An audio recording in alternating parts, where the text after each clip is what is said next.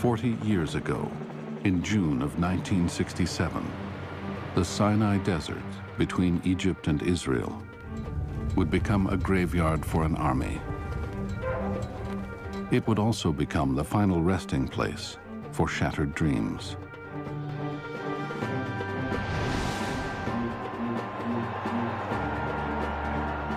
In Egypt, Gamal Abdel Nasser, the charismatic leader of the Arabs, envisioned a new Arab world, a great pan-Arab nation, strong, secular, socialist. Led by Nasser, it would stretch across the Middle East. But to him, there was one major obstacle that stood in his way: Israel.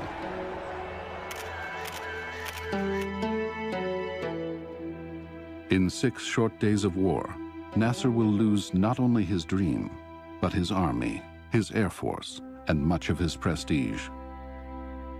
3 years later, he will die of a heart attack. His friends will say he died of a broken heart.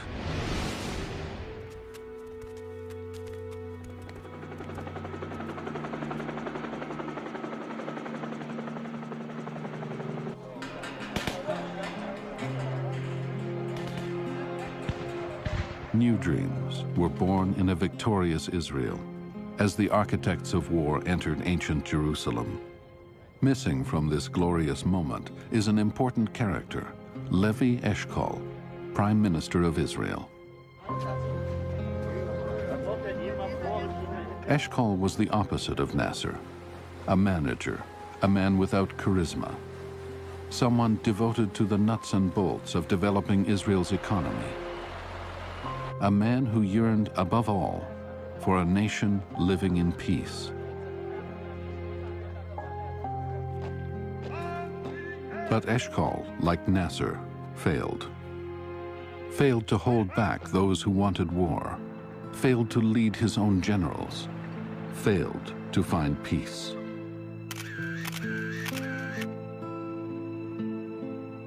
Eshkol will barely survive the war.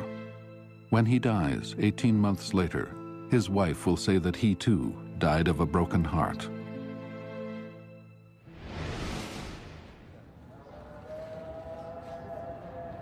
The Six-Day War of 1967 is a brilliant military success for Israel, but it has a troubled legacy. It mires the country in years of occupation and violence, and leaves an Arab world so traumatized that more and more will turn to militant Islam.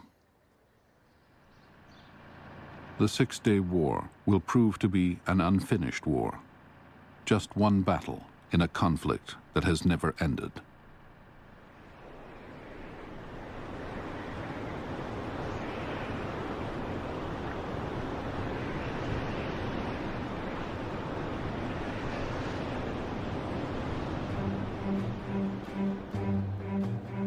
It is in Syria, Israel's neighbor to the north, where the countdown to the Six-Day War begins. Syria is at the center of a militant Arab nationalism, which is strongly anti-Israeli. The then head of the Syrian state, General Amin al-Hafiz, accusing Arab leaders of cowardice because they didn't want to attack Israel. And he said that given the command of all Arab forces in the countries surrounding Israel, he would be able to wipe out Israel in 6 hours. Syria harbors and trains Palestinian commandos who aim to destroy the Jewish state.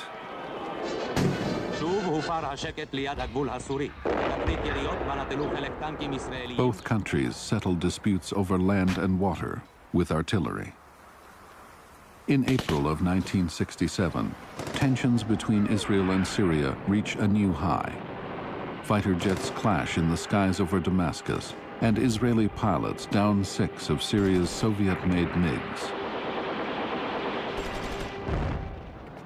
Israeli Prime Minister Eshkol issues a warning. I hope that our northern neighbors will think twice before they entangle themselves in a nasty adventure which we will not be able to ignore.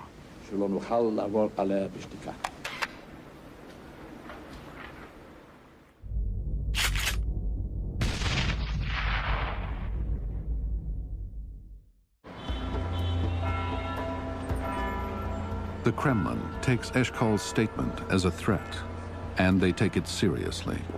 Syria is a Soviet outpost in the Middle East, a valuable piece in the chess game of the Cold War. The Soviet official in charge of the Middle East, Viktor Semyonov, notes, Israel stages provocations on the border with Syria. Vietnam and the U.S. Sixth Fleet in the Mediterranean loom behind all this.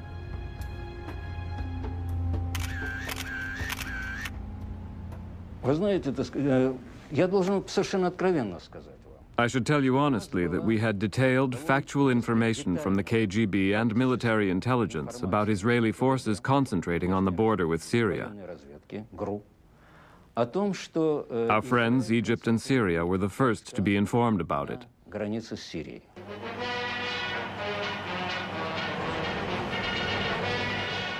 Egypt is also in the Soviet camp.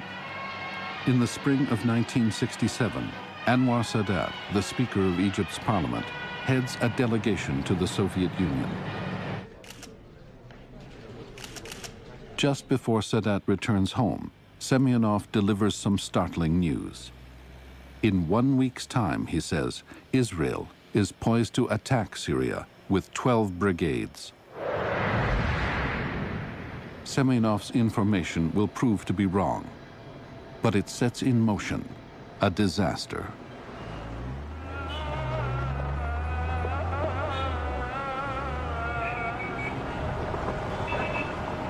Back in Cairo on the 14th of May, Sadat speeds the news to Egypt's president, Gamal Abdel Nasser.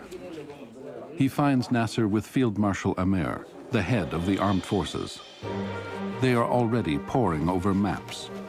The Soviet ambassador has given them the same warning about Israel. Egypt and Syria have a mutual defense pact. If Israel is threatening Syria, then Egypt must react.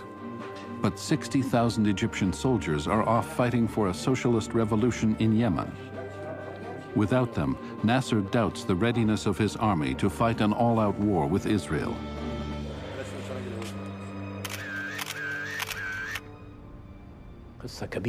Nasser asked if our military forces were ready to face Israel.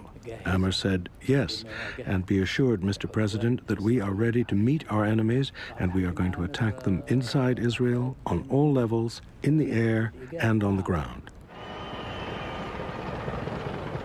Nasser and Amer immediately order 4 Egyptian divisions to the Sinai border with Israel, and they call up reserves.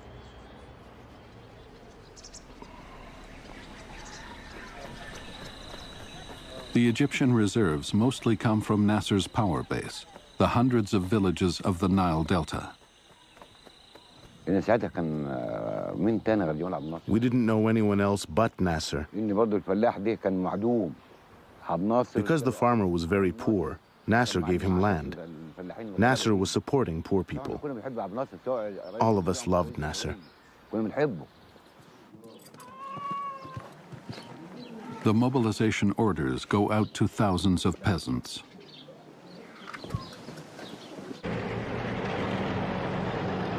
Four divisions cross into the Sinai in the first 48 hours. 40,000 soldiers with 300 state-of-the-art Soviet-made tanks, 450 armored personnel carriers, and several types of heavy Soviet artillery, all on the move to the Israeli border. Surprising thing about the buildup was how public it had been. The sending of the troops into Sinai was done like a parade ground maneuver. Units that people had never heard of before suddenly appeared on the street. The send-off of the troops is broadcast on radio and TV all over the Middle East. There is both widespread excitement and support for Nasser's move.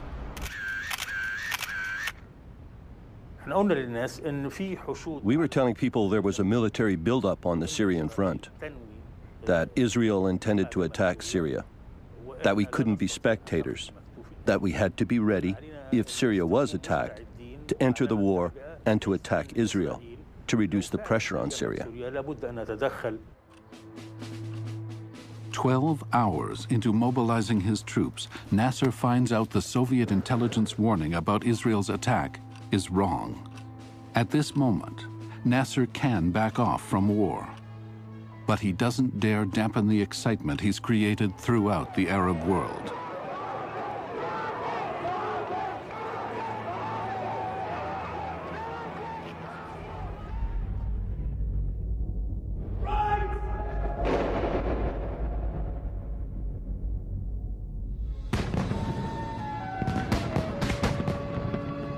On the same day that the Egyptians enter the Sinai, Israel, a country of only 2.5 million people, is celebrating the 19th anniversary of its founding.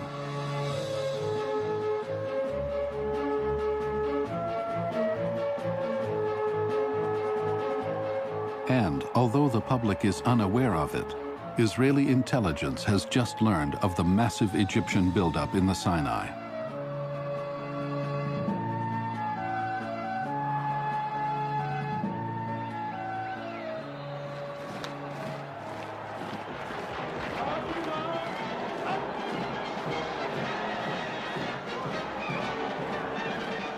At the Independence Day parade, Prime Minister Eshkol, who is also defense minister, reviews his troops and gets an update on the Egyptian buildup.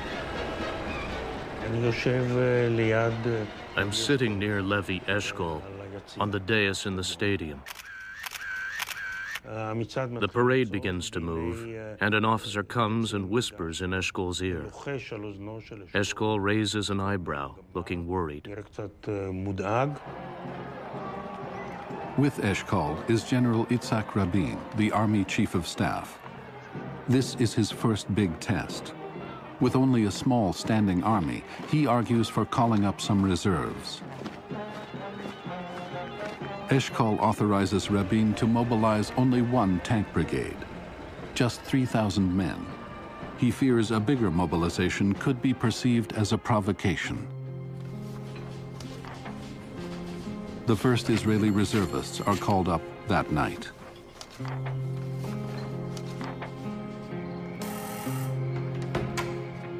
Among them is a 27-year-old office worker, Yehoshua Bar Dayan. He starts a diary.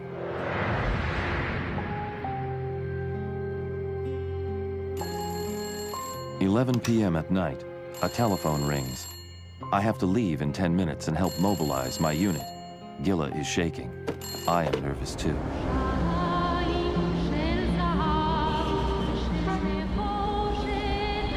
As he distributes draft notices, the radio is playing the new hit song, Jerusalem of Gold, about a yearning for the ancient capital of Judaism.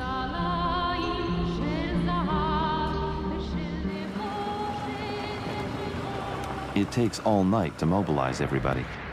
You climb stairways, knock on doors. There are frightened faces. Husbands enter the children's room to kiss the kids, trying to calm everyone, to reassure them. At 6 a.m., I'm back at home. I kiss Gila and Yariv goodbye. They wave to me from the balcony.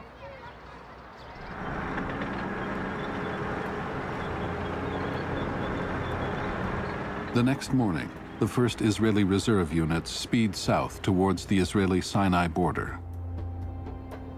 The Israeli and Egyptian forces are now separated by a narrow buffer zone, manned by UN peacekeepers. A few thousand troops from India, Canada, Brazil, and Scandinavia are all that separate the enemies. The UN mans observation posts and patrols the border from the Mediterranean to the Straits of Tiran, maintaining peace for more than 10 years. But 2 days after moving his troops into the Sinai, Nasser makes another bold move. On May 16th, UN Force Commander General Inderjit Rike receives a distressing message. This is the first time in my life that I was really, really absolutely staggered. Why? Because of the enormity of what was going to happen. Nasser's chief of staff, General Sharkawi, orders the UN commander to evacuate the UN force within 48 hours. My reaction was very cool. And so I said, I will send this to the Secretary General and ask for his instructions. Then Sharkawi said, but sir, what do you think about it? So I thought very rapidly, and I said, have you thought through what the consequences of this problem are going to be? Have you worked it out, how you're going to deal with Israel after you move your troops on the frontier and UNF moves away? What response the Israelis are going to have? Oh, sir, I will meet you for lunch in Tel Aviv next.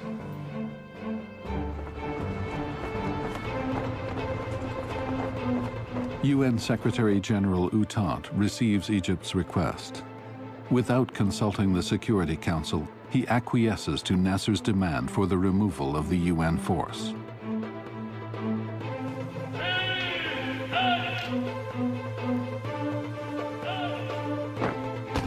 The first UN peacekeeping mission ever to be deployed is being terminated, just when it seems to be most needed. Without the UN, Egypt and Israel are left to their own devices. A lot of my colleagues, when we were debating this question, said to me that, well, the Arabs are going to attack first. I said, no. The Israelis will attack first. What basis? I said the Arabs will provide them with the basis.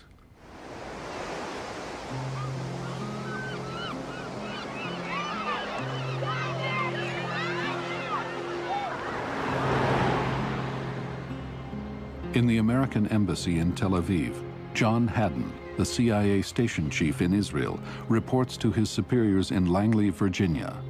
Nasser is raising the stakes.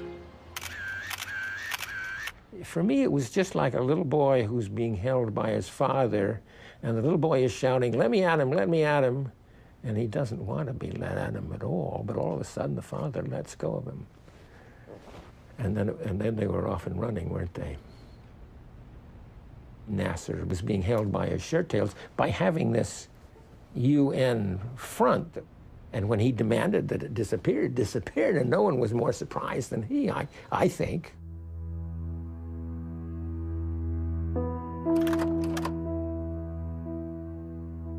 With the UN gone, Eshkol hopes the superpowers will keep the situation in check. In a world divided by the Cold War, the US is Israel's major supporter. President Lyndon Johnson advises Eshkol to refrain from taking any step that might increase tension. But while the US is holding Israel back, the Soviets appear to give Egypt a freer rein, which they will soon exploit. The departure of the UN forces puts Egypt in control of the Straits of Tiran, the strategically important narrows of the Gulf of Aqaba. It's a potential flashpoint. The job of keeping the straits open and so giving Israeli shipping access to this Gulf was taken on by the United Nations Emergency Force. Now, of course, that force is gone. So on the question of war or peace, the Israelis say here in the Gulf of Aqaba, the choice is President Nasser's. In Cairo, Nasser and Field Marshal Amer face a strategic decision. Closing the straits could ignite a war. But allowing Israeli shipping through the straits could be seen in the rest of the Arab world as a sign of Egyptian weakness. Amer argues that Egyptian soldiers simply could not stand idle and watch Israeli ships pass. He convinces Nasser that the army can face any Israeli retaliation. لا هو كان Ammar said we should take a firm stand. He told Nasser, "My forces are ready 100%. They are strong enough to defend us and to push the Israelis back to their borders." Nasser and Field Marshal Ammar have a complicated relationship. They rose to power together 15 years earlier when they led a military coup that overthrew the king. Nasser assumed the top political job, and Ammar was put in charge of military matters. And he is ready for war. صدقني تاني مرة بقول لو أن القيادة العسكرية أو أحد من القيادة العسكرية. No one from the military leadership objected.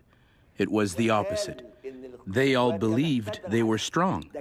General Martaghi, commander of the ground forces, said, "We are the strongest power in the Middle East." The commander of the Air Force said, "We have the strongest Air Force in the Middle East."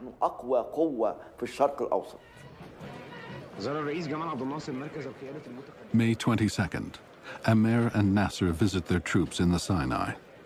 It is now a formidable force of 100,000 men. They have a secret plan to strike at Israel in 5 days. But they have a more immediate tactic. They announce they are closing the Straits of Tiran to Israel. It is virtually a declaration of war.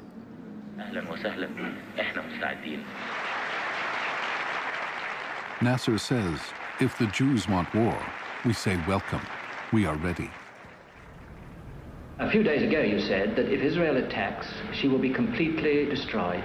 And some Arab leaders actually say that their aim is the elimination of Israel without any qualification. Now what does this mean, actually? If somebody attacks you, what would be your reaction? Somebody attacks us, we will react. React in war means destruction. And if they don't attack, will you let them alone? Yes, we leave them alone. We have no intention to attack Israel.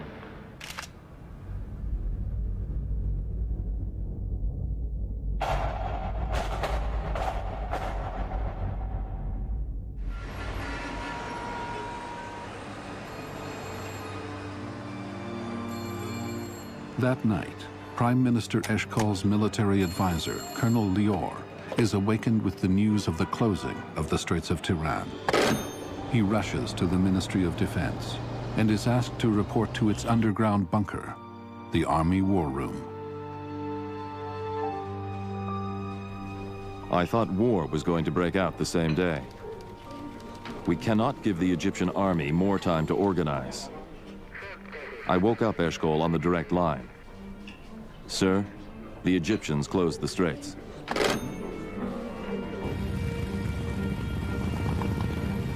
At 8 a.m., Eshkol meets with several generals in the war room, including Chief of Staff Yitzhak Rabin and the head of intelligence, Aharon Yariv. If Israel does not respond to the closing of the straits, it will lose its power of deterrence. Israel's credibility, determination, and capacity to exercise its right to self-defense are being tested. Israel must respond. Eshkol listens to the generals carefully, but he tells them that President Johnson has advised Israel not to shoot first. As always, Eshkol is cautious. He decides to sound out international opinion, and he postpones the decision to go to war for 48 hours.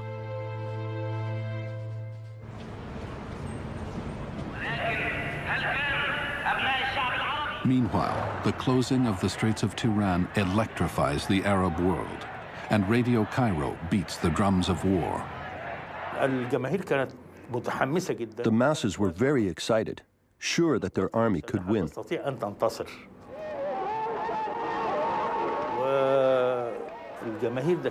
Feelings were very high among all Egyptians, including us in the media.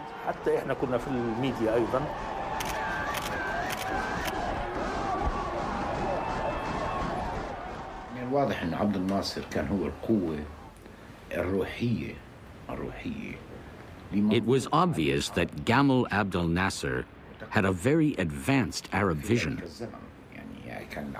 From the Persian Gulf to the Atlantic Ocean, Nasser was the man we were all waiting for.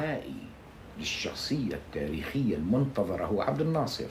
أبناء الشعب العربي هم السبب فيما حدث في حرب فلسطين. فبالتالي It is true some people say that Nasser was all talk. But actually the Arab world was ready to follow him. The Arab world was ready to sacrifice for a successful project.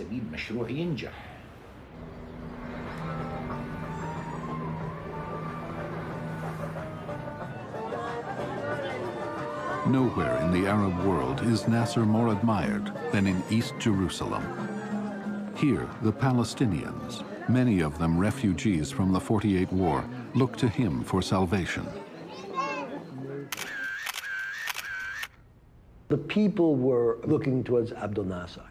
If you took a popularity poll, there were probably more Palestinians supported Nasser than Egyptians. You know, I mean, he was an incredible hero. I remember seeing his face on prayer rugs. I was shocked by that. What are you doing with the face of Abdel Nasser on a prayer rug? I mean, he was such an extraordinary hero, as if he could do no wrong. Nasser's preparation for war makes it possible for hundreds of thousands of Palestinian refugees displaced 20 years earlier to dream of returning to their villages and farms that are now part of Israel. Here in this part of the world, the Arab country, no one accepts this idea about forgetting all the past, all the 20 years, and close our eyes and leave everything as it is. Nasser has dramatically revised his agenda. The looming conflict is no longer about deterring Israel from attacking Syria or controlling the Straits of Tiran. Now he talks about turning the clock back 20 years to before the State of Israel was created. Radio Cairo delivers this message to Israelis in their own language. ناصر ناصر أنحن أحريخة نشميد إتخم نصرف إتخم نشحك إتخم عدك. And because there is no Israeli television in 1967, Israelis watch Egyptian television in Arabic. You turn on the TV and you watch Egyptian television, and you see the celebration in the streets. You see Nasser sitting down in the airbase in Sinai with the MiG-21 pilots in their G-suits ready for combat, smiling from ear to ear. You see the massive amount of tanks entering Sinai. We had the feeling that we were being suffocated, that they were going to destroy us all. The Arab press is contributing to the frenzy with its anti-Semitic caricatures of Jews. Israel is shown crushed, pierced, and destroyed in the coming war.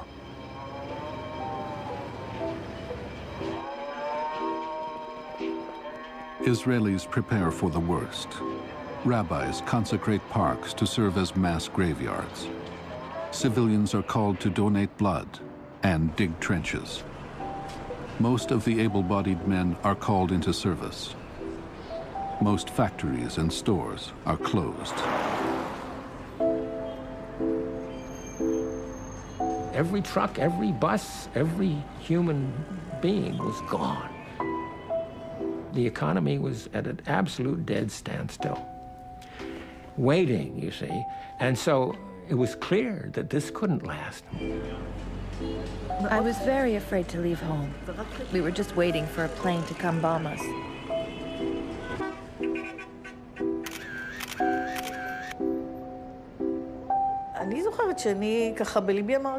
I remember that in my heart I had decided that if we were conquered, I would turn on the gas and we would die together.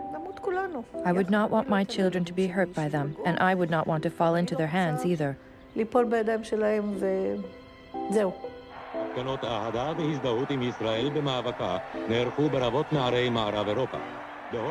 Arab propaganda has an impact beyond Israel. For Jews everywhere, it ignites a deep-seated fear that another Holocaust is in the making.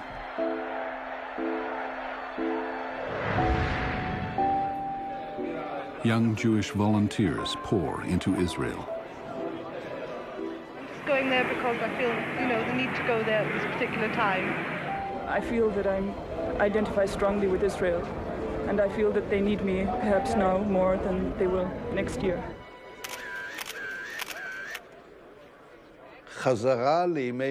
We return to the days of the War of Independence, when the threat was really a threat of annihilation.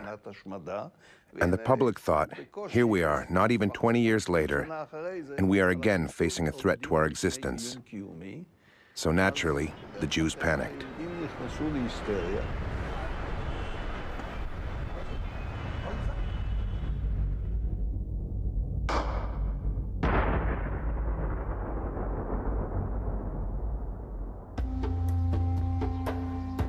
In the moment of crisis, all eyes turned to Israel's founding father, David Ben-Gurion, the man who led the country through the dark days of the War of Independence in '48. Ben-Gurion thinks it is a mistake to go to war, and he fears the worst. When Chief of Staff Yitzhak Rabin comes to seek his advice, Ben-Gurion reprimands him and triggers a major crisis.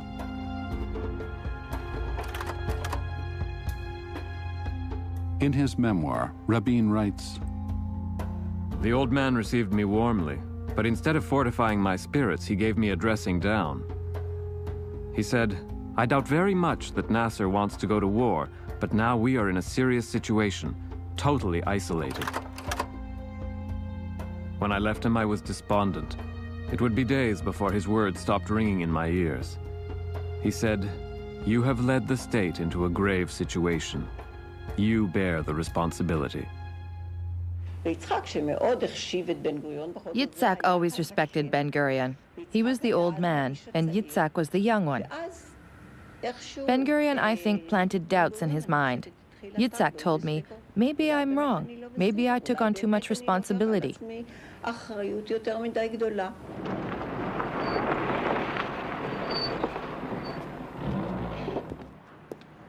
As commander of Israel's military, Rabin is under intense pressure. His mental anguish becomes obvious as he continues to prepare for war. I was with him. Suddenly, he didn't make any sense when he talked. He claimed that he heard lots of noise. Maybe it was a bombardment, he said. We didn't hear anything, no noise. Then we realized that he had collapsed and was having a breakdown. On the 23rd of May, he came home at 6 p.m. He wandered around in the corridors of the house smoking. He was smoking like a chimney throughout those days.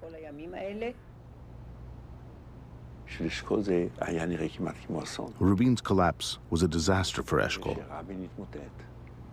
I remember Eshkol saying, "Can you imagine if the public knew about the Chief of Staff of the Army? What a depression it would cause."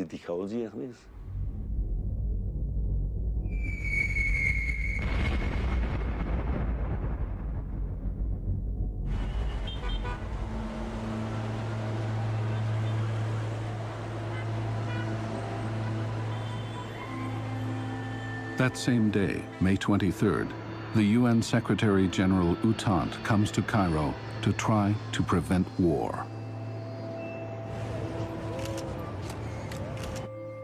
A day of meetings with U Thant and UN General Riquet fail to resolve the crisis. But later, in a private meeting with Nasser, they gain a troubling insight into his predicament. He was under tremendous political pressure. The military are insisting that he go to war. He definitely indicated that he was afraid of a coup, assassination.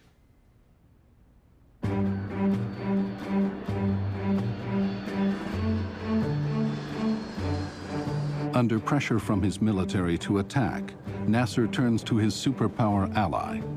He sends his defense minister to Moscow to seek Soviet support for an Egyptian first strike. When the defense minister finished speaking, Kosygin told him right away, I will report this request to the Politburo, but I must tell you, we cannot give our accord for a preemptive strike against Israel and for starting hostilities.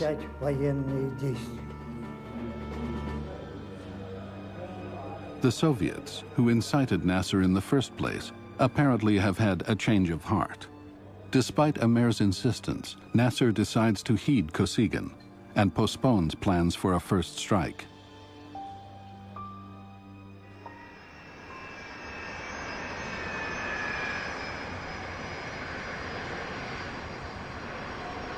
At the same time that the Egyptians are in Moscow, Israel's foreign minister goes to Washington.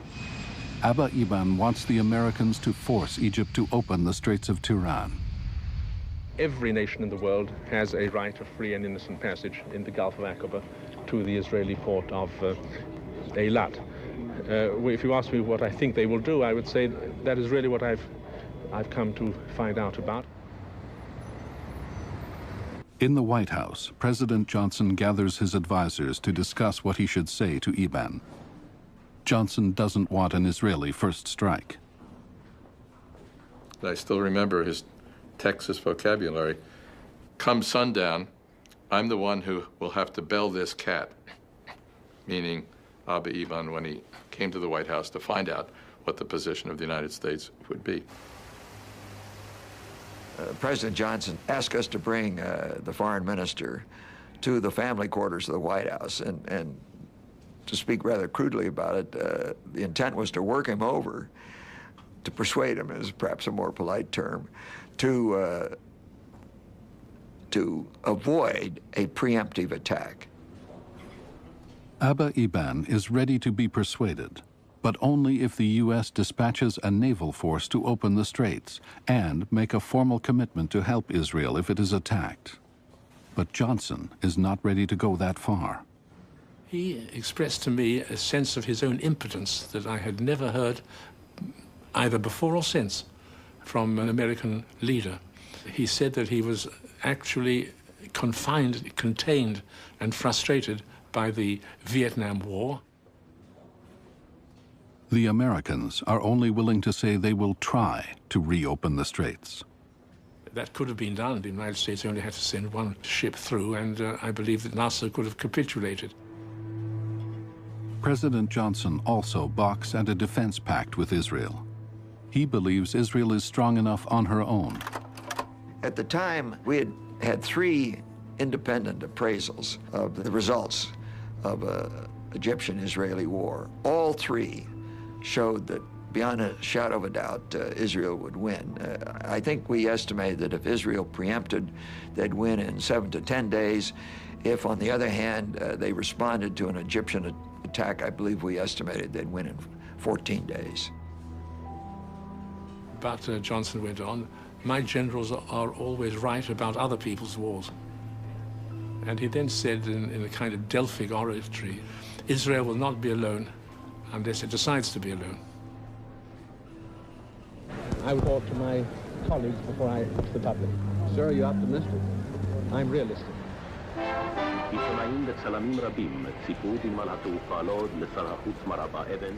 Eban brings back the bad news.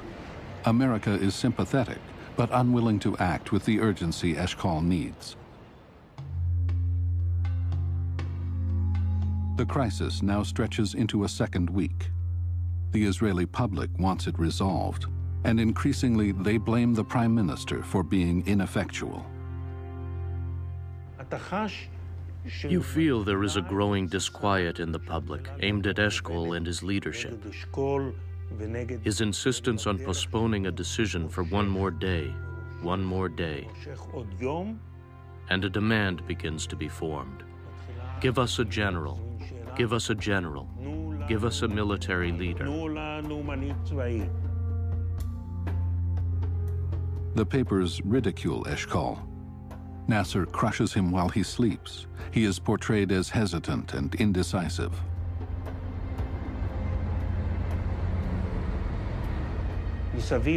Women were staging noisy demonstrations around the party offices, and we could hear this chanting, "Give us Diane, give us Diane."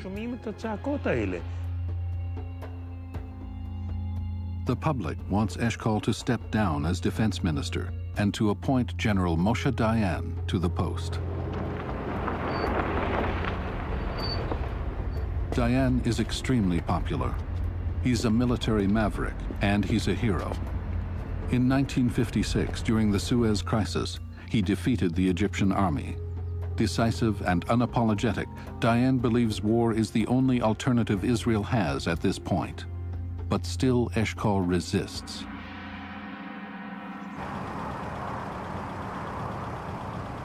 On the 28th of May, in an effort to bolster his leadership, Eshkol plans to make his first public speech since the crisis began.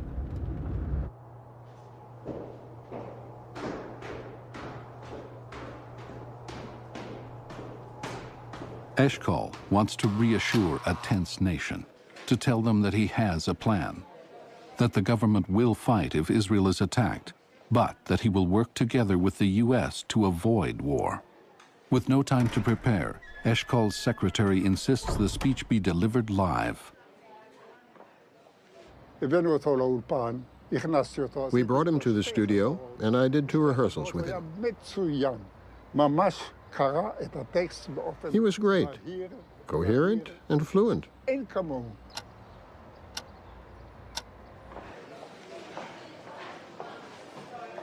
And then it is time for the live broadcast.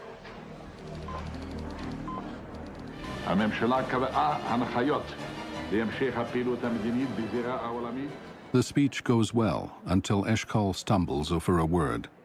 He turns to ask an aide about it and has to be reminded that he is live on air. He resumes, but now he is confused. He stutters. He seems hesitant and hard to understand. All of a sudden, the person who's supposed to lead the Israeli military appears and stutters. And from this stammering, you can't even begin to imagine. In the entire history of the human race, a mere stumble has never been turned into such a national scandal.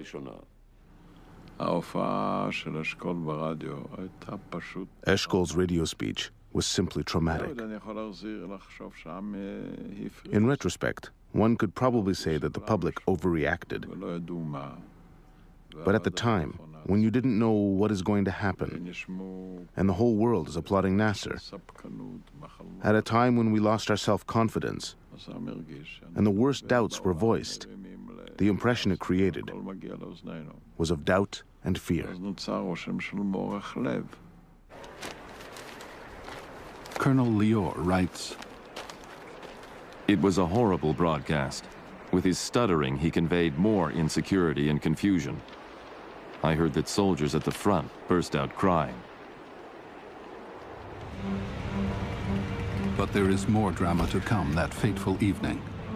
From the disaster of his speech, Eshkol hurries to meet the army generals and explain why the government has again postponed the decision to go to war. Lior calls it the Night of the Generals. There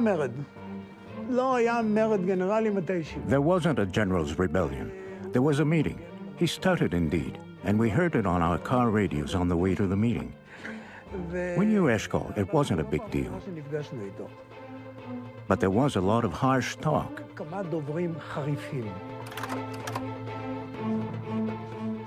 We need to remember that we are a reserve army. We can't wait for weeks for the Egyptians. The army was never built for that. The army needs to be mobilized and act fast. Today, we sawed off with our own hand the deterrence power of the Israeli army. We sawed our main weapon, the fear, from us. The problem is not the Straits of Tiran. The problem is the existence of the State of Israel. Egypt, with the help of the USSR, is creating an army whose sole goal is to annihilate us. It is also obvious that our army is ready, but no one is activating it. Our problem is that Nasser challenged us in front of the whole world. He's showing off, and we need to end it.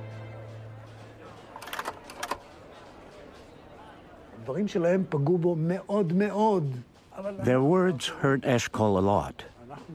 As for the rest of us, we talked about practical matters. We told him The risk you're taking by postponing the decision to go to war is that the war will take place here on our soil. It gives the Egyptians more time to organize better, to plan better. It gives all the advantage to them.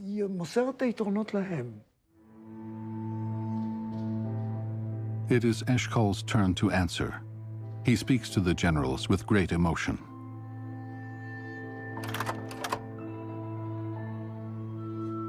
Deterrence does not mean that you always have to act. How long will we live by our swords? You asked for 100 planes, you got them. You asked for tanks, you got them. But you did not get them, so one day we can say, now we can destroy the Egyptian army.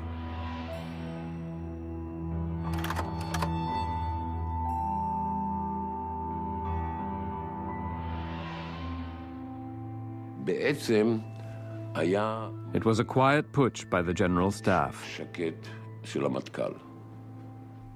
How did he dare? The huge and holy army says that there is no choice but to go to war, and this stuttering Eshkol wants to tell the army what is good and needs to be done? And if a war is necessary or not? He did not stand a chance.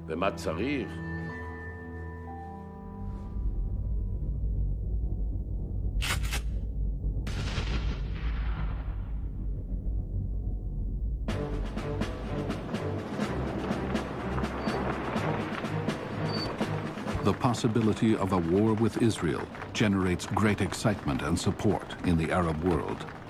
A victory will undo the humiliation of Israel's very existence. Kuwait pledges its army to the United Command, along with Algeria, Tunisia, and Morocco. Even a bitter opponent of Nasser, King Faisal of Saudi Arabia, joins the cause. Will Saudi Arabia go to war against Israel? We are ready to go to the furthest extremity, war. Could I ask His Majesty what sequence of events he would like to see now in the Middle East? The first thing is the extermination of Israel.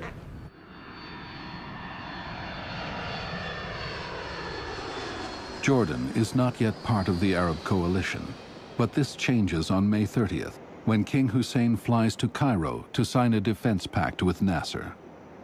Although the two men have not spoken in years, Hussein feels he has no choice but to join Nasser's war plan.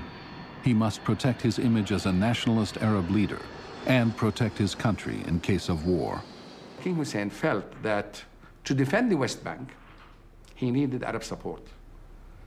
That Arab support wouldn't be forthcoming unless he mended his fences with Nasser, because that would alleviate the pressures, that would stop the propaganda against him.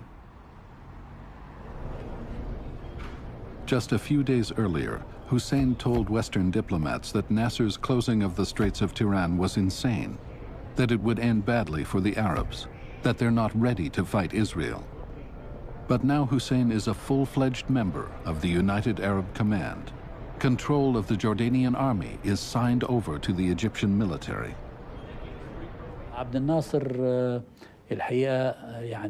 This level of enthusiasm King Hussein showed surprised Nasser, and he never forgot this for the rest of his life. This alliance means that Israel will need to protect its border with Jordan.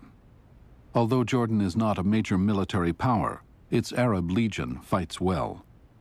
More importantly, Jordan's alliances with Iraq and Saudi Arabia can bring more men and tanks into the war against Israel. In just 2 weeks, Nasser has ejected the UN forces from the Sinai, blocked the Straits of Tiran, and given new life to the dream of eliminating Israel.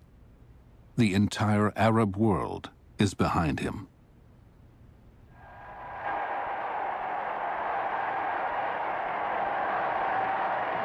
People were absolutely convinced that with King Hussein and Abdel Nasser, with Syria and Iraq, there was going to be a war and they were going to win.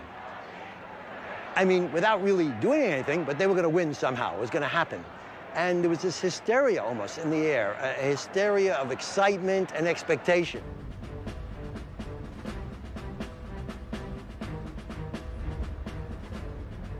On June 1st, 4 days before the war, Eshkol breaks down and finally agrees. He will give up the defense portfolio. Moshe Dayan becomes the new Minister of Defense. Dayan had incredible personal charisma. He was able to hypnotize the public. Even if one day he said one thing and the next day the opposite. A big part of his success as Minister of Defense was the fact that he projected a sense of confidence to the army and the nation. People felt safe with him. One thing about the significance of this appointment is immediately clear. It's an outright victory for all those in Israel who favor the taking of a much tougher line against Egypt. Now out of the public eye, Eshkol is still looking for a way to avoid war. He sends Meir Amit of the Israeli Intelligence Agency to see the head of the CIA in Washington.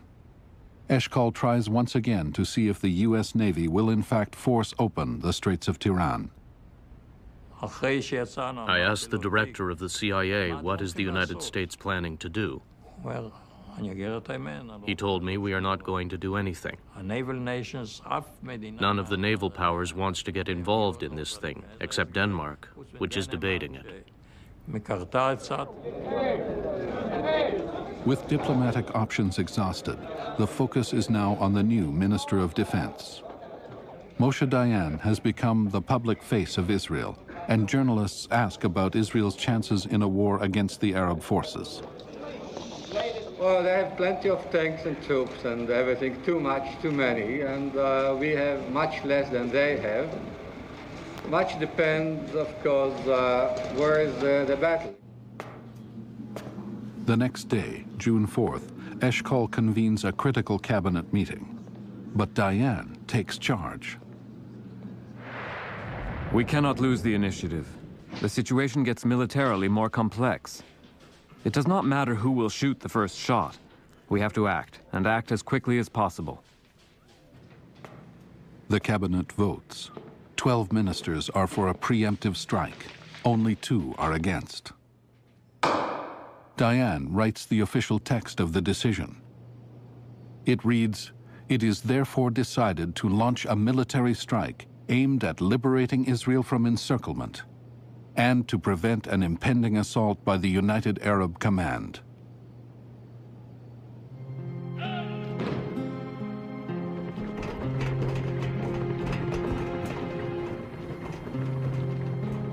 Yitzhak Rabin, recovered from his collapse, drills his army and air force relentlessly. On the eve of war, he says, the Israeli Defense Forces are wound up like a mighty spring.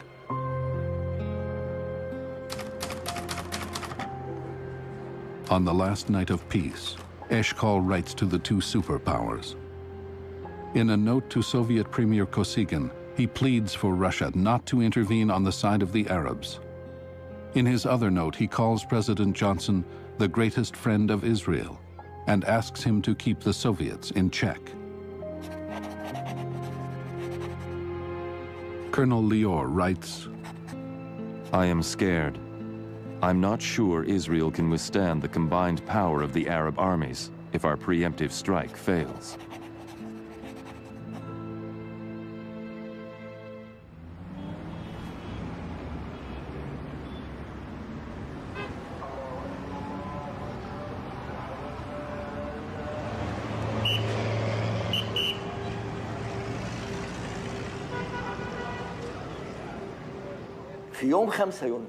That morning on June 5th, I was at home having breakfast. The attack came at exactly 10 to 8. I heard it from my house.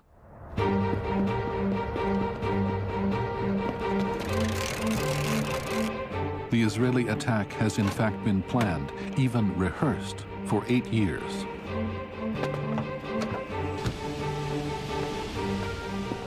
Before I fly, I leave all my feelings behind.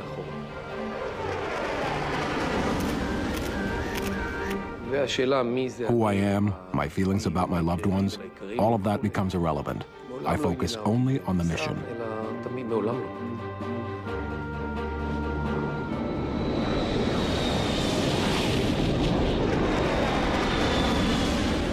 Almost the entire Israeli Air Force takes off. The attack is timed to catch the Egyptians at breakfast. It's an all-out assault, aimed at hitting every airbase in Egypt simultaneously. The planes fly low, avoiding Egyptian radar.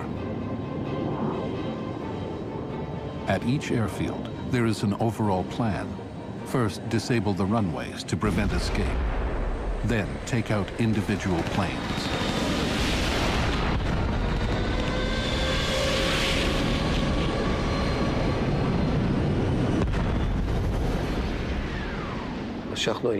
We climbed, then dived. The Cairo West airfield was burning in front of me. It was cool to see the airfield burning. My target was in front of me. Now to find my Tupolev bombers. Each is the size of a Boeing 707 and intended to bomb Tel Aviv. It was a great feeling to destroy them.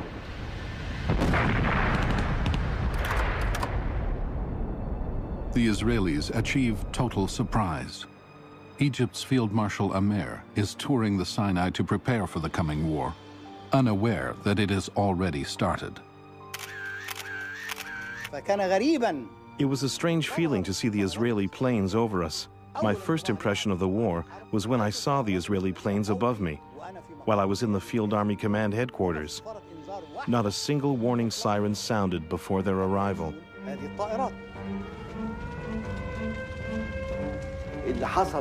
I can't say I wasn't expecting what happened, but I didn't imagine it was going to be that bad. Not that bad. In just 3 hours, the Egyptian Air Force is destroyed. 280 modern jet fighters and bombers lost. It takes only 2 more hours to destroy the Syrian Air Force, and minutes to annihilate the Jordanians. Within the first hours of the war, Israel has destroyed the air power of its enemy and is now able to mount its ground offensive without fear of an Arab air attack.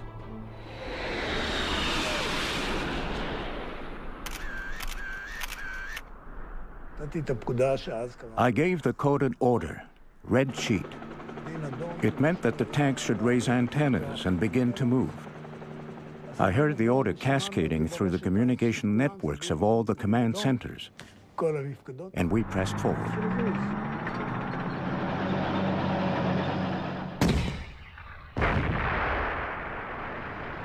Israel drives an armored wedge into Egyptian defenses along the 3 roads leading into the Sinai Desert and begins to engage the main body of the Egyptian army.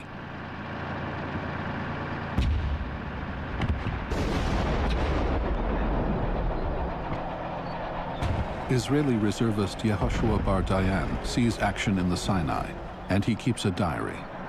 Now that it's actually happening, there is no fear, only excitement. It seems like chaos. Dozens of tanks and armored trucks are on the move. We're suffocating in the dust.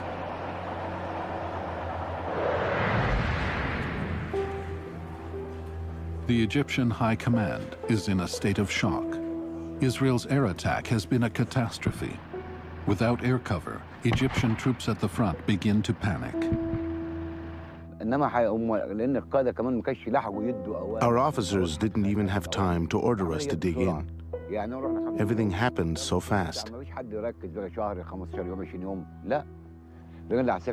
Suddenly, we saw our soldiers withdrawing. Nobody told us what was happening. So we withdrew too.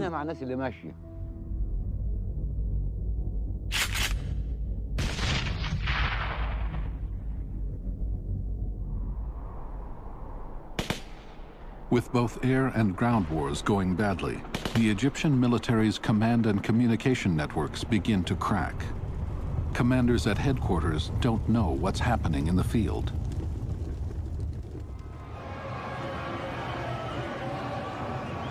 But these military disasters are kept from the Egyptian public. Jubilant crowds gather to listen as Radio Cairo announces victories.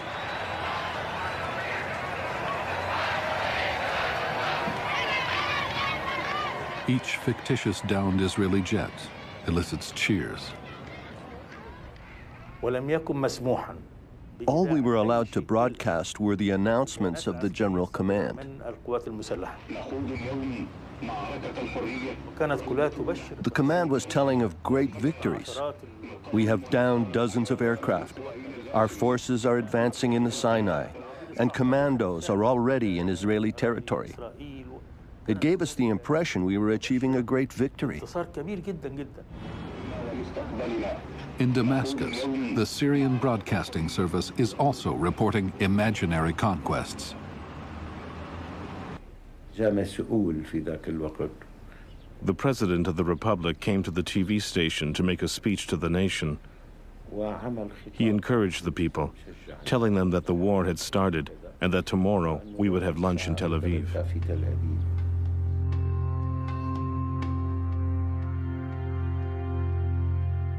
Israel follows its own plan of disinformation. The public has not been told of the total victory of the Israeli air attack. Israelis learn about the war when air raid sirens signal them to go into shelters. Moshe Dayan, as defense minister, gave an order. He ordered total radio silence on the first day of the war. Not one announcement on what the IDF was doing or its victories. All the Israeli public hears is a general statement that the war has begun.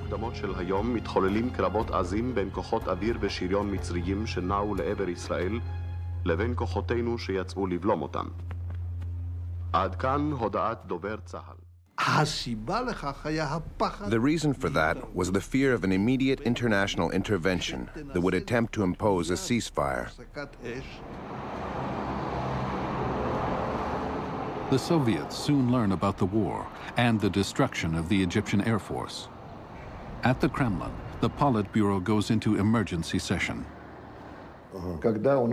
The Politburo was trying to determine its position. Shall we get involved militarily or in some other way? The Israeli army was advancing inside Egypt. The whole situation was getting out of control. We had to decide what to do. The Politburo opts for a bold stance. It rushes reinforcements to the Egyptian army and orders 41 MiG jet fighters to fly to a staging ground in Armenia. While preparing for war, the Soviets also activate the hotline and contact the White House directly. For this task, the Kremlin summons its foremost English translator, Viktor Sukhodrev. I was led into a room where I saw not a telephone, but an ordinary teletype machine. And they had rolls of paper, a typewriter-style keyboard. That was it. Then Premier Kosygin walks in. Kosygin said, tell the White House that Chairman Kosygin is here at the apparatus and wants to talk to President Johnson. About 7:15, the telephone rang. It was the duty officer in the war room. Mr. Secretary, Prime Minister Kosygin on the hotline. He wishes to speak to the president. So the president came on the line. He said, in effect, God damn it, Bob, what are you calling me for at this time in the morning? I said, Mr. President, Prime Minister Kosygin on the hotline. How do you wish to respond? Kosygin started dictating. The Israelis were advancing into Egyptian territory, and it was therefore up to Israel's ally and supporter, the United States, to stop the aggression. President Johnson doesn't want the Soviets to take unilateral military action, nor does he want to become entangled in Israel's war. Johnson writes back immediately.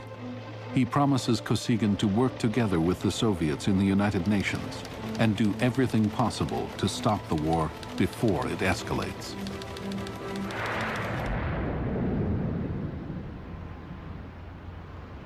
Radio Cairo's false news about Egyptian military successes has reached Arab Jerusalem, where it has an electrifying effect. What's the radio saying about it? What's happening? 23 airmen for Israel. 23? 23 now. Airplanes? Yes, airplanes. What, shut down? Yes. By this time, I had left the newspaper and run over to the radio station just to see what was going on. Because all they were doing was broadcasting military music and shouting slogans. And I remember saying to them, they're going to hit this place. And the head of the station saying, because he had some military experience, the head of the station. We were probably the only two people who had military experience. He had served in the Jordan Army. I had served in the American Army. Nobody else. That was the other amazing thing for me. Everybody's clamoring for war, all the young men, and none of them knew how to fire a rifle. And I was cautioned, don't talk that way. You're suggesting that the united might of the Arabs are not going to overwhelm Israel. They're going to come in here. How can you even think that way? The truth is that on the first day, our morale was very high because all the information we got was that the Arabs were victorious. Israel jammed our military communications, so we were getting all our information from the radio. And the Egyptian radio Cairo was giving wrong information.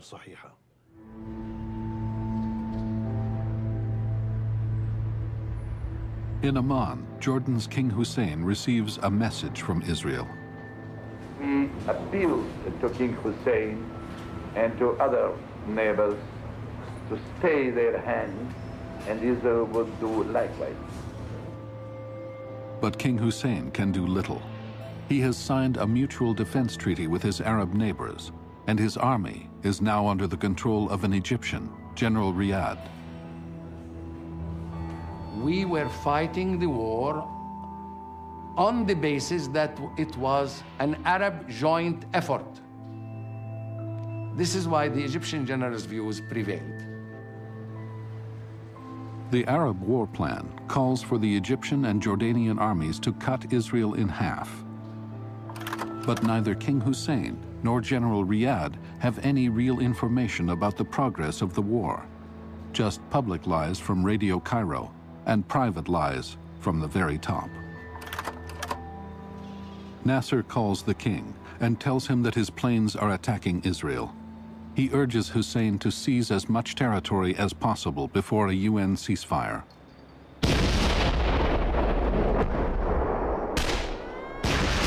Minutes after this phone call, Jordanian guns and mortars start to shell the Israeli half of Jerusalem. This is the first attack on Israeli territory.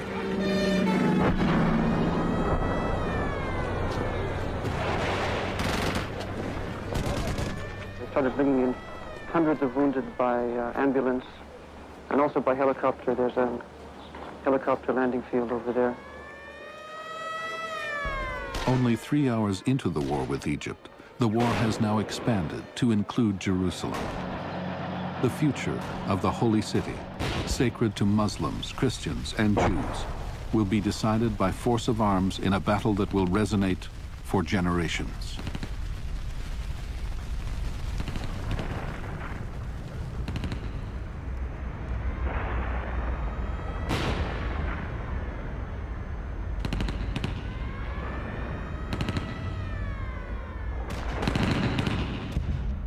The battle for Jerusalem begins where the 1948 war left off. For close to 20 years, Jerusalem has been a city divided between Jordan and Israel.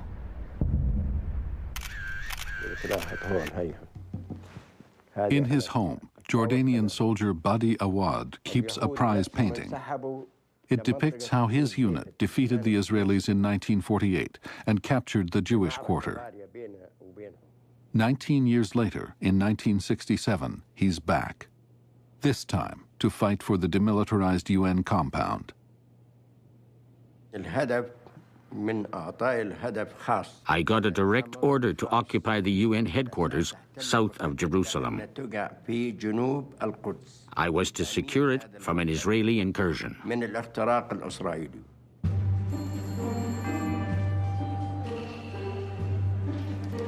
In the war room, the nerve center of Israel's military command, one man, General Moshe Dayan, defense minister for only 4 days, is making all the critical decisions. His prime concern is to avoid a war on multiple fronts, a potential disaster for the outnumbered Israeli forces. But Jerusalem is a special case. He decides he cannot put the city at risk. He authorizes the Israeli Central Command to engage in the battle for the UN headquarters.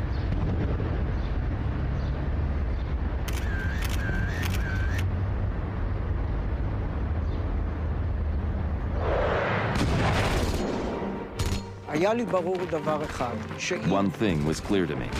If I could quickly counterattack, I would be successful.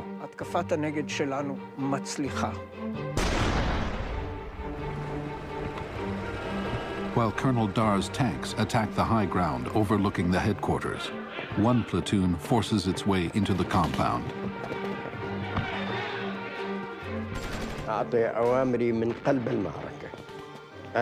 I was giving my orders from the heart of the battle. I was facing the enemy with my soldiers. We were positioned with 2 battalions forward and 1 to the rear in the compound.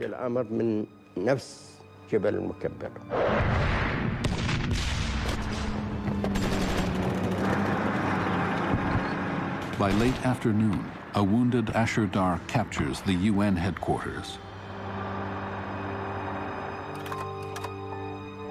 Now that a ground war with Jordan has begun, the military must control the road from Tel Aviv to Jerusalem.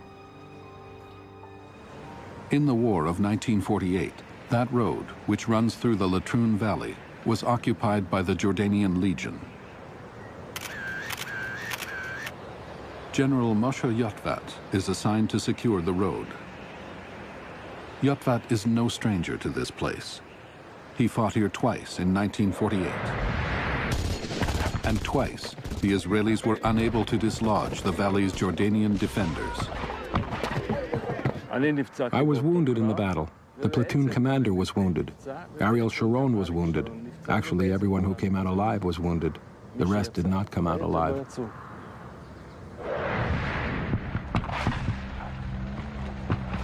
Now, Moshe Yotvat has another chance. He starts shelling the Jordanians. But the Jordanian Legion has withdrawn into the West Bank. Yotvat pursues them.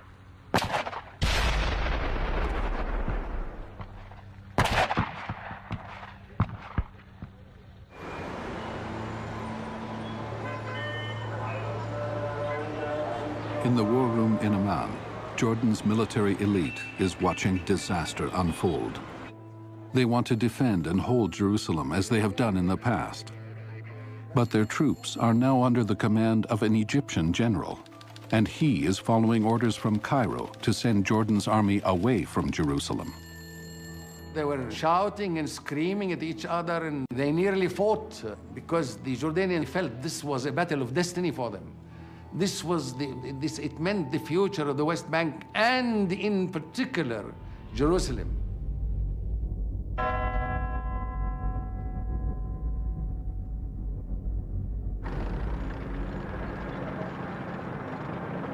On the second day of the war, with the Sinai campaign going well, Moshe Dayan pulls out his paratroopers from the Egyptian front and sends them to fight in the battle for Jerusalem.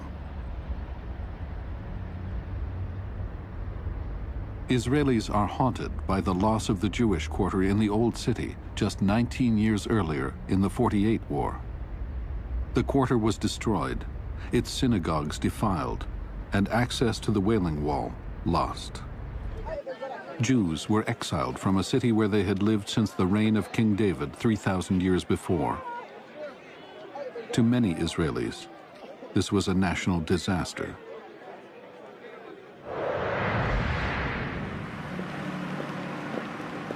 One of the paratroopers sent from the Sinai to fight in Jerusalem is Hanan Porat.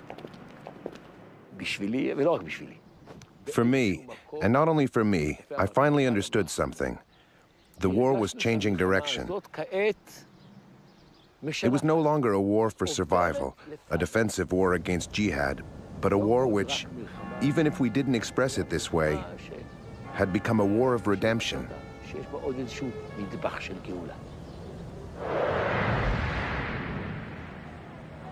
I remember how we went up to Jerusalem in these dusty buses. The bus is roaring with the song Jerusalem of Gold. The guys are singing about how the water holes have dried up, how nobody comes anymore to visit the town square. I mean, who thought about those things back then? The song, Jerusalem of Gold, was written just before the war. It's an unlikely anthem for the soldiers, most of them secular Jews who have always regarded Tel Aviv as their center. But the war is changing Israel.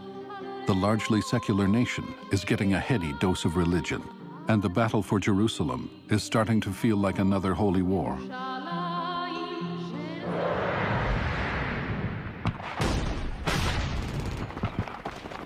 That night, the Israelis begin a determined ground offensive.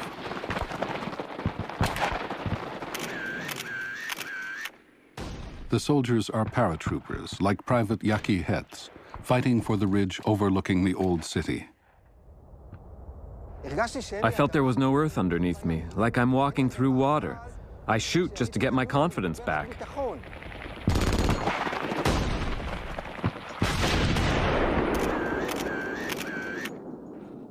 Ghazi Rubaya commands a company of the Jordanian army assigned to protect the ridge.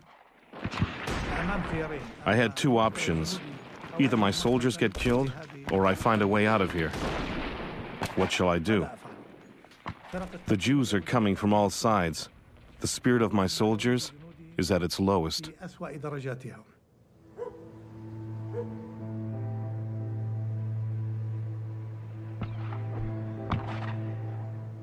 The Jordanian resistance is broken after 5 hours of fierce fighting. 105 Jordanians and 35 Israelis die, 18 of them from Yaki Hetz's platoon.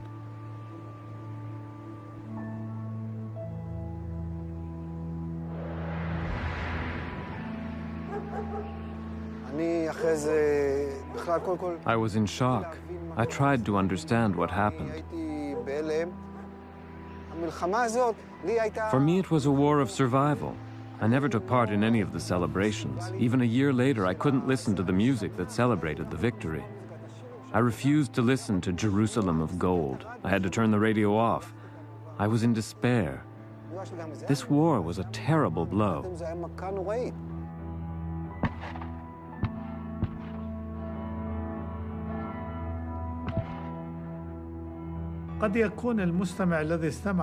Those who listen to my story of the war may not realize the scope of the tragedy, the fierceness of the battle, the fear, the hunger, the pain, the responsibility.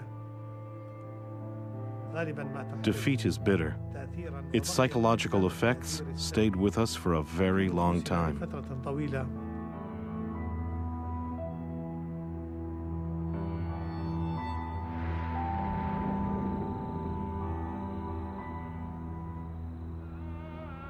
With the defeat of the Jordanians who were defending the approaches to the city, the Israelis prepare to move in. Abdullah Schleifer is there to witness the beginning of the fall of the old city. I saw one airplane that swept low, clearing the Dome of the Rock, and then as it moved upward, it dropped the bombs that wiped out the last Jordanian military positions that were defending the approach to the old city.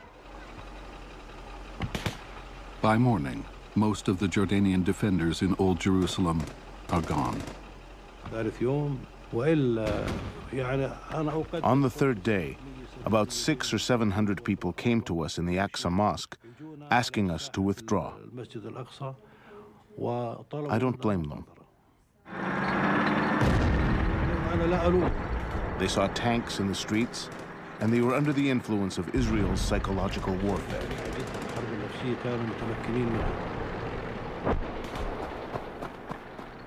A few stayed on the walls to fight. A few militiamen and a few Jordanian soldiers who decided they were going to stay and die here. They stayed on the walls, and there was even a unit, a sergeant and two of his men, who were with the Jordanian army as it left the city. And by the time it got to the other side of the valley, they looked back, the sun was rising, and they saw the sun sparkling on the dome. And they were so moved by this sight. Usually when people desert, they desert to go away from war. These men deserted to come back and fight.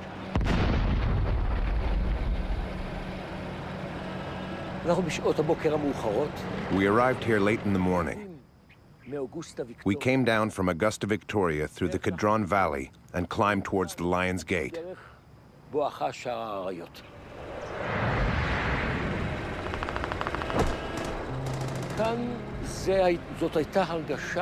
We felt that we were making history, that we were writing a new chapter in the Bible.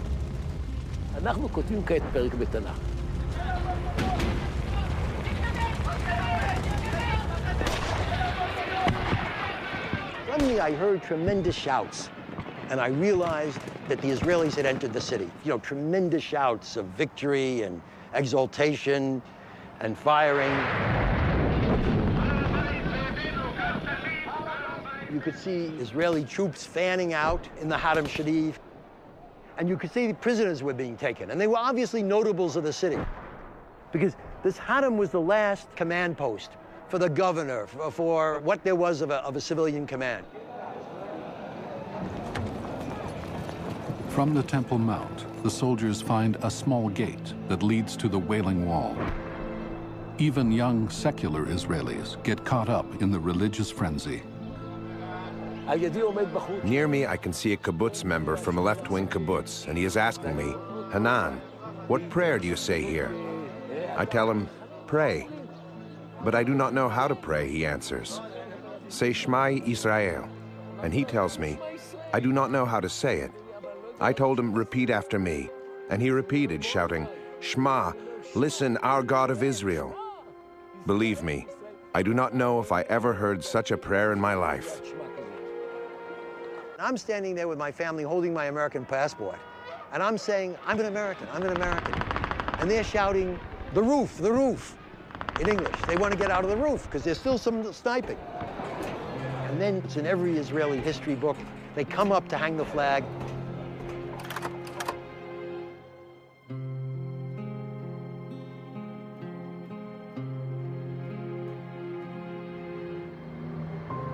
Israeli soldiers capture the euphoric moment on home movie cameras. The Israelis have taken the old city of Jerusalem. They have, in their view, liberated one of Judaism's holiest sites, the remains of the Second Temple.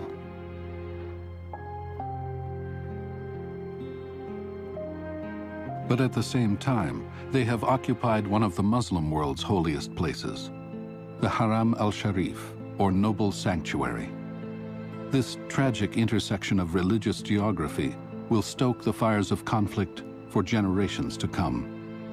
And it will be a deep and humiliating setback for Jordan's king. King Hussein has always perceived himself as a Hashemite leader. He's a descendant of the Prophet Muhammad. And the protection of the Jerusalem Muslim shrines was the responsibility of the Hashemites. And history would register that they were lost during his time. If we are going to live, we will live with honor. If we don't make it, we will die with honor. For our nation, for our rights, and for all times.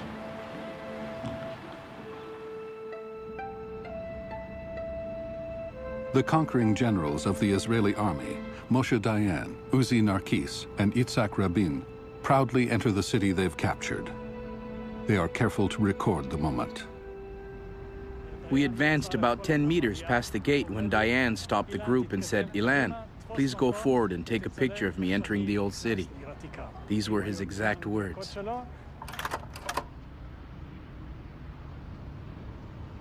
It is to be a purely military triumph. Israeli Prime Minister Levi Eshkol is absent. He has been told it's too dangerous for him to come. There's only room for Israel's heroes of the moment, the military.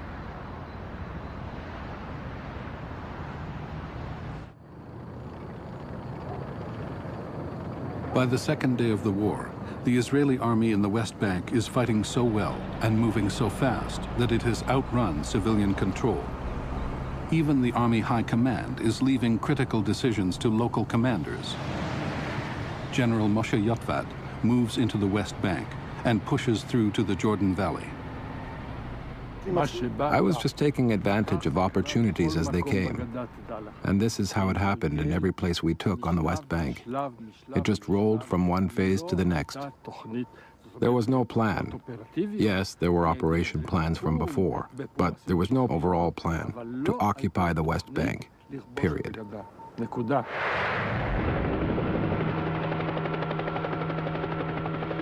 In the Sinai, the Israelis are also doing better than they expected.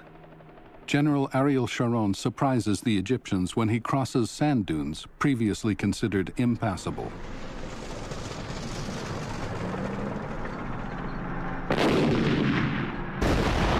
He orders his artillery to make the earth shake.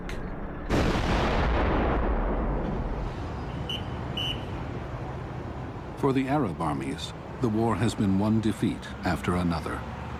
If their leaders are to survive this calamity, they must shift the blame somewhere else.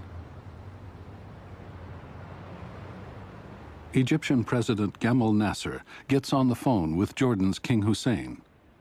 Together, they come up with an explanation for their defeats. They accuse the US and Britain of fighting on Israel's side. But Israeli intelligence has taped the call.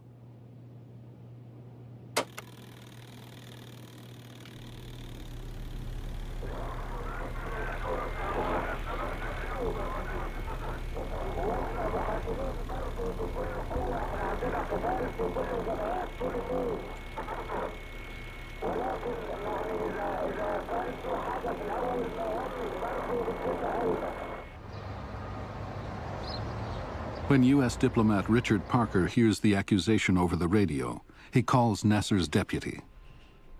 I called up and said, what the hell is this? There aren't any American aircraft within 300 miles of Egypt. He said, for your information, they could not possibly have done what they did without help, and that help had to come from you or the British. And we think it was you. The accusation about U.S. and British involvement ricochets around the Arab world and feeds a growing resentment against the West.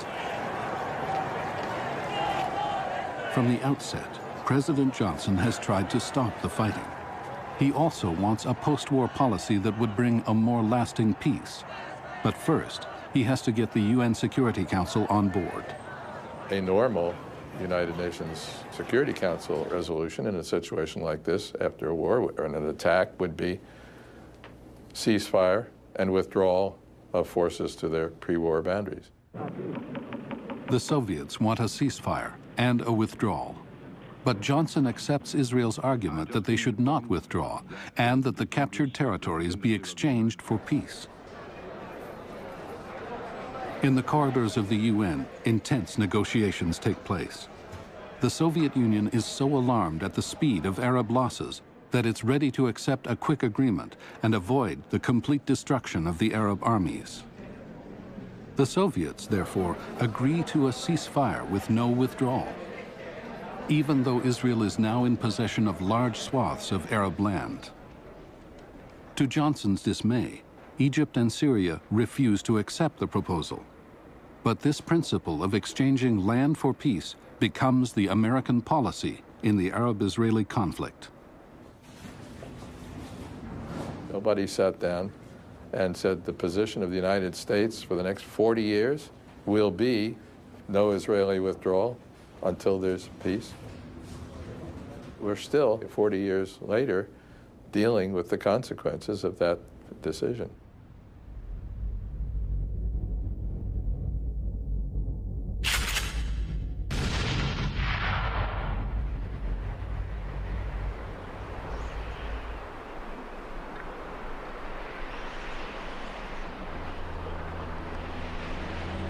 The Egyptian army, though battered, remains a formidable fighting force.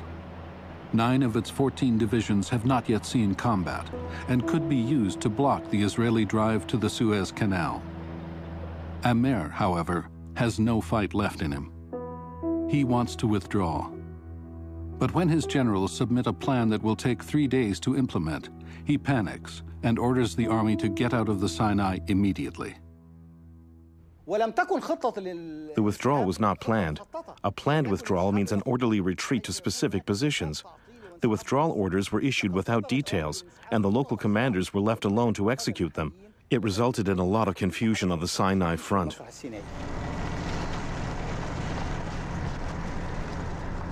The Egyptian army took a month to move into the Sinai, and now they are trying to escape in a day. Amer's withdrawal order is intercepted by the Israelis, and they set a trap. There are 100,000 Egyptian soldiers and hundreds of tanks to be captured or destroyed. Instead of the original plan of attack, we decided to encircle the Egyptian army. We knew they had a withdrawal order, and so they would have to find a way to break out of this encirclement. Rather than attack them, we were waiting for them to come to us.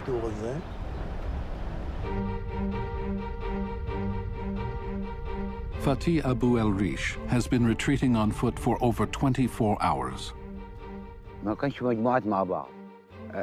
We were walking in groups of 3 or 4. We knew the roads because we had spent 3 years in this area.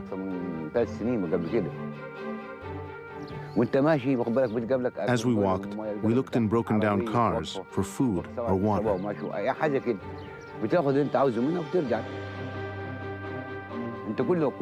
Everyone was looking to the sky. We were afraid that there would be an airplane coming to attack us.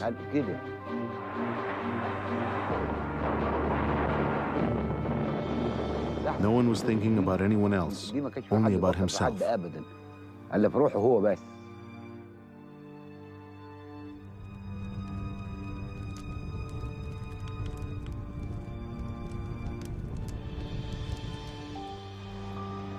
Yehoshua Bar Dayan writes in his diary,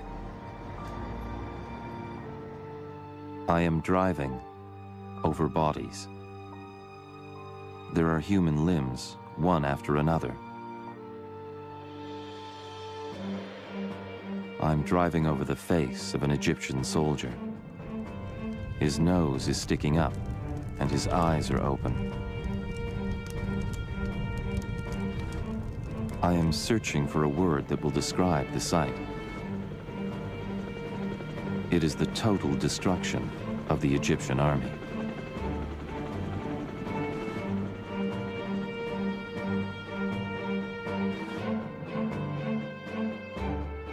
Tens of thousands of Egyptians are taken prisoner. An Israeli soldier near the airport of El Arish captures this on film.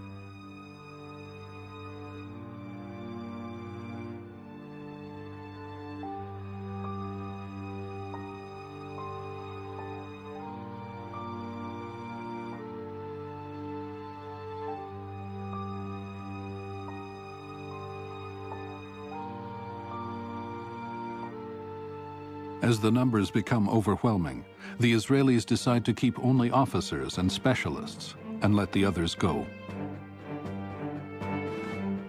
There was chaos until we got to the banks of the Suez. The Israelis told us, go back home. They captured a huge amount of soldiers and were detaining about 20,000 people, but then they let them go.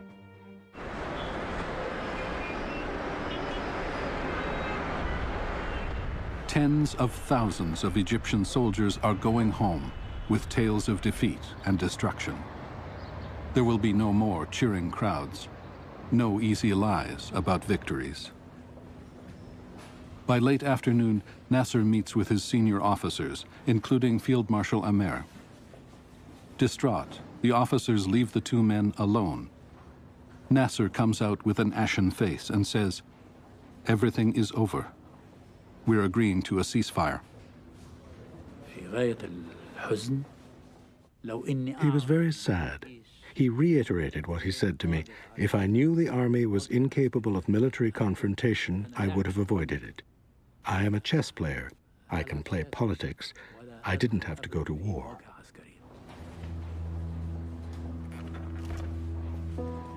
With his army destroyed, Nasser decides to face his nation.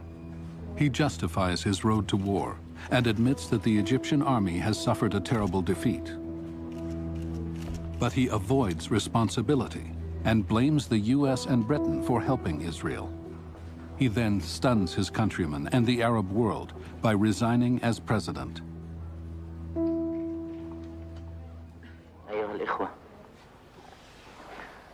لقد تعودنا معا في أوقات النصر وفي أوقات المحنة،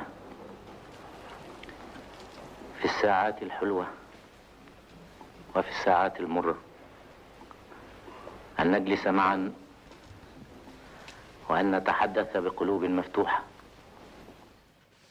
أن نتصارح بالحقائق. أذكر مصور تلفزيون. I remember the cameraman was crying. الكاميرا اهتزت. The chief cameraman had to take over for him in order to continue the broadcast.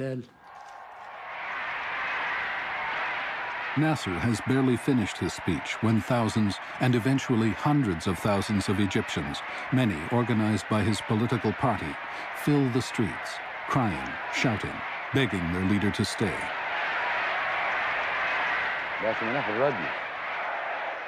We heard it on the radio. We wanted to go to Cairo and to tell him, no, don't resign.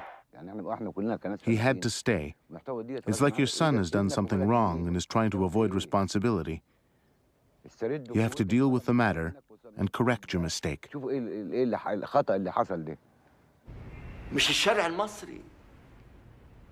Not only the Egyptians took to the street, but all Arabs everywhere. He received calls from other presidents asking him to stay. Hours later, Radio Cairo announces that Nasser will not resist the voice of the people.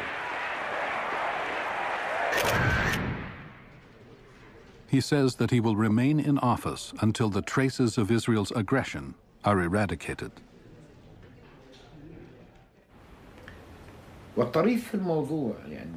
In all the countries in the world that went through similar experiences, the governments fell. But not the Arab regimes. That's the situation I had to face, as well as millions of other citizens. Here we were, left in the middle of a path, a deserted, dry path. Not a cloud in the sky, no promise of rain. We were left with the ruins of our dreams.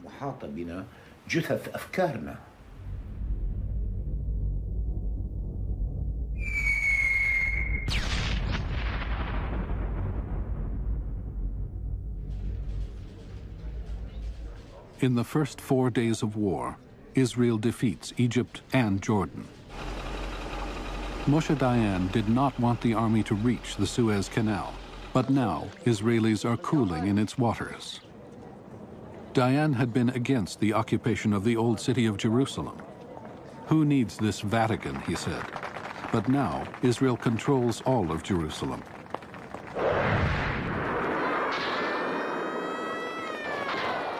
Dayan was reluctant to respond to Syrian shelling in the north because of the possibility of involving Syria's powerful ally, the Soviet Union. But on the 5th day of war, Dayan changes his mind and orders an attack on Syria. Dayan once told me that Israel is like a small mouse. There's a big ocean in which all the superpowers swim.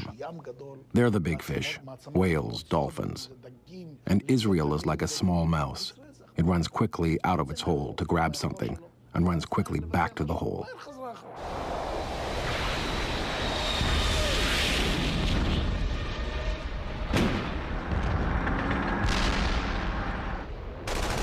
Israel attacks all along the Syrian border.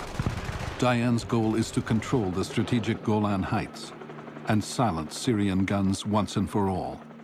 His action brings the world to the brink of global war.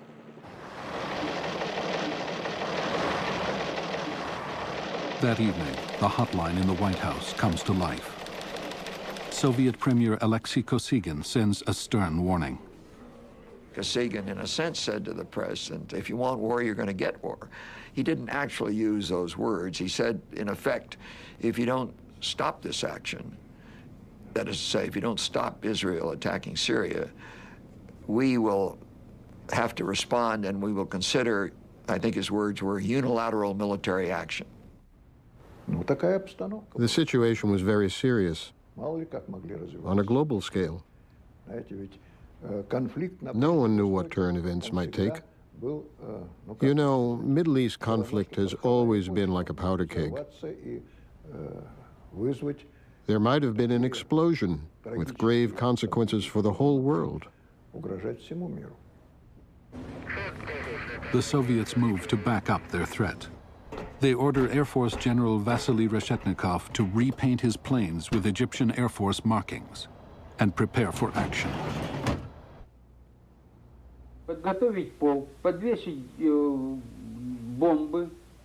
I was told to get my air squadrons ready, to equip the airplanes with bombs, and to be ready to strike military and communications targets in Israel.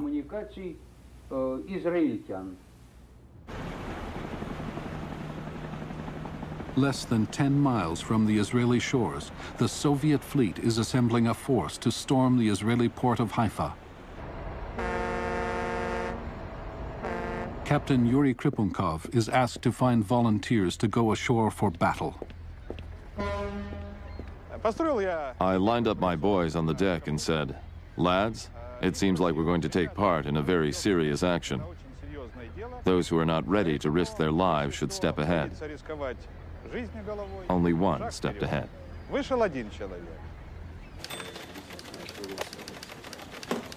As the news of Soviet military preparations streams into the Situation Room in Washington, the U.S. makes military preparations of its own. It is the most dangerous moment of the Cold War since the Cuban Missile Crisis. We feared we would have to introduce U.S. military force to support Israel defending itself against a combination of Syria and the Soviet Union. The Sixth Fleet was then steaming on a training exercise in the Mediterranean toward Gibraltar.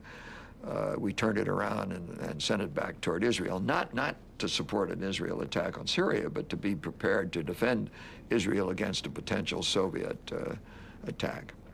Very, very dangerous.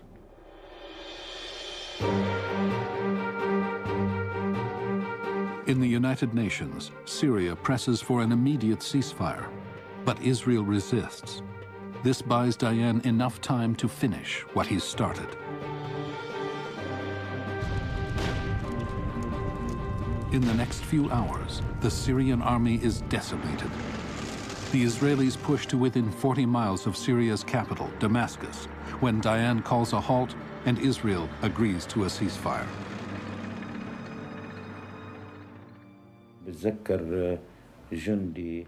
I remember taking in my car a soldier who was walking back home from the front. He was crying. I asked him, "Why are you crying?" And he said, "I would have preferred to have both my legs amputated than to return home in such defeat."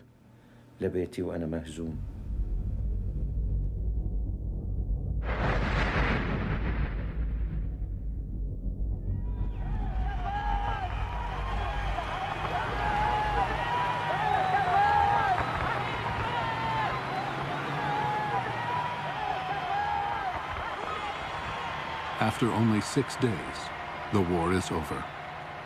Israelis feared the worst, and now they are filled with relief. The political geography of the region has dramatically changed. Israel now controls 3.5 times as much land as it had 6 days ago. Prime Minister Eshkol, who didn't want the war, governs 1.5 million Palestinians in the West Bank and Gaza. But it is Jerusalem that is both the biggest prize and the thorniest issue.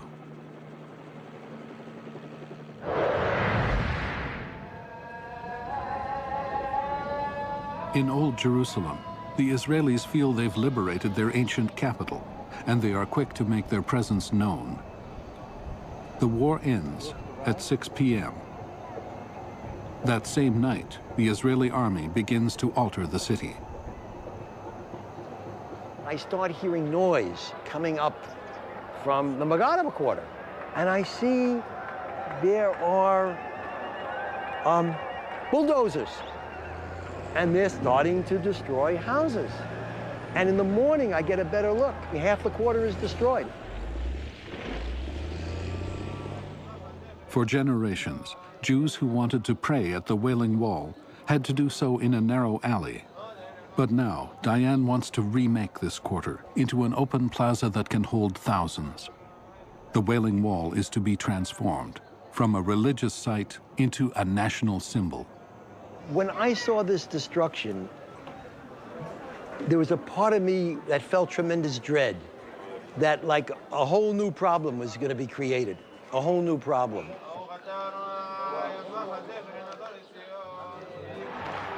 But for the moment, Israelis are triumphant. Thousands go to Jerusalem to celebrate and give thanks. They feel they have been saved from destruction. Yet many want more than a short-term victory. What would you like to see happen now? Would you like to see all the land that's been gained kept by Israel? No, I would like to see peace. Oh, I think there may be a chance for peace now with the Arabs, yes, of course.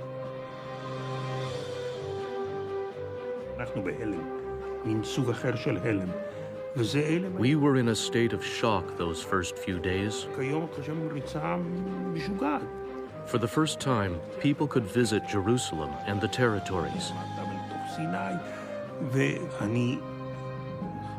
It was as if all politicians, from the right and left, and all the people, had taken a large dose of LSD, and we were flying. While the Israelis are celebrating, the Palestinians are devastated. The rest of Palestine has fallen into Israeli hands. I decided to cross the River Jordan. I had relatives in Nablus, in Jerusalem, in Ramallah. The people were not only shocked, it was more than shock.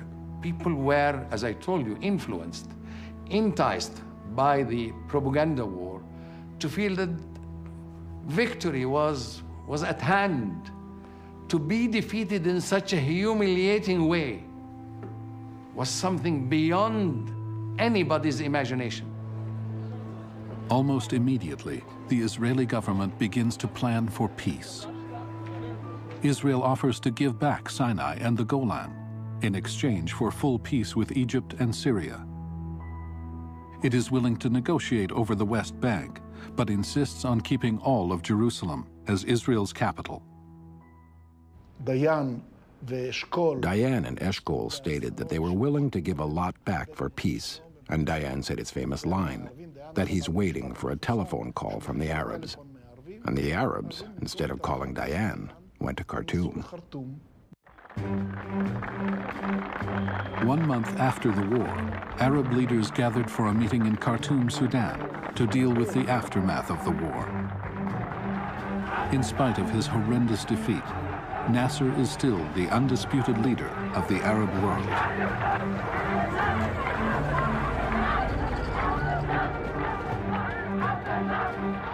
He rejects the land for peace concept promoted by the Soviets and the Americans as being tantamount to a surrender. Instead, the conference decides on the 3 no's: no recognition of Israel, no peace, and no negotiations. And all Arab states are to prepare for military action.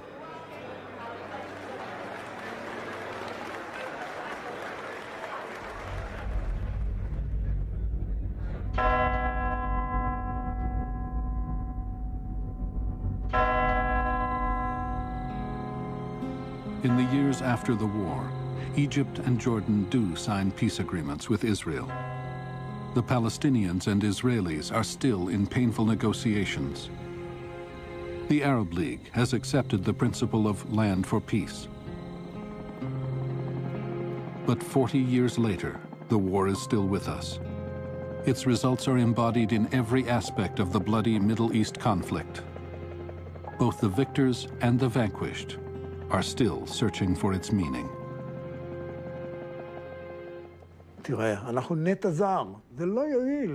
We are a foreign implant, and around us are hundreds of millions of others, and nothing will change that.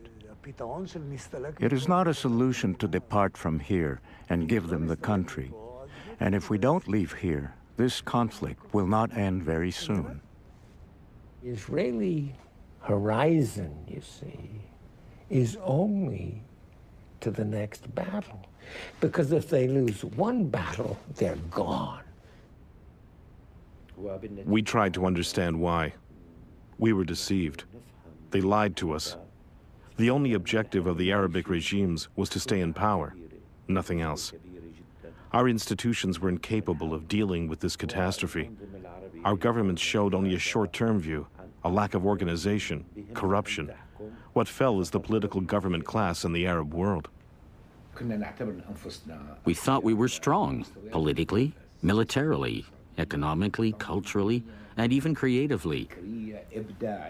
Suddenly, with the war of 1967, we found ourselves at the edge of a pit, the edge of a vacuum.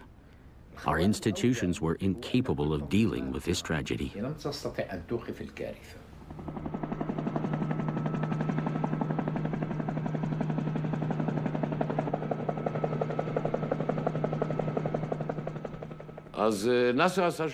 So all right, Nasser made a mistake and Hussein made a mistake. So why do we have to fall into the trap of their mistake and to turn our lives into an ongoing hell? 40 years we have been living in an ongoing hell because of this accursed occupation.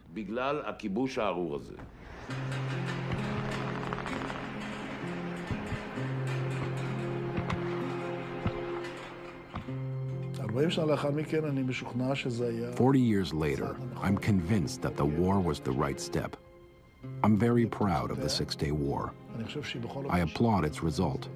It changed the face of the Middle East, and I think the peace we achieved with Egypt and Jordan are the direct result of the Six-Day War."